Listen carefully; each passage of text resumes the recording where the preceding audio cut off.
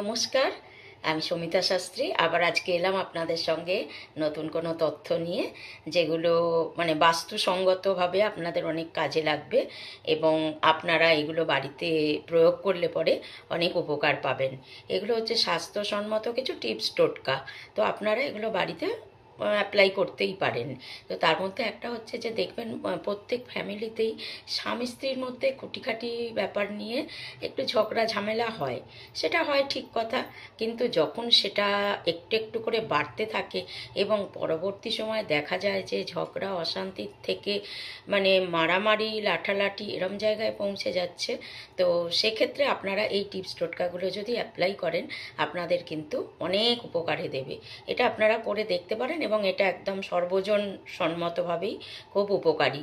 তো এরমই একটা টোটকা হচ্ছে যে আপনাদের যাদের যে ঘরেতে স্বামী স্ত্রী শোবেন সেই ঘরের খাটের নিচে আপনারা কখনো ঝাড়ু বা ঝেঁটা রাখবেন না, কখনো ভুল করেও রাখবেন না।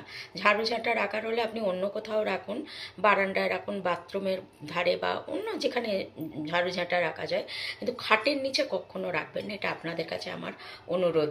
আপনারা করুন, দেখুন, খুব উপকার পাবেন। ভালো থাকুন, সুস্থ থাকুন।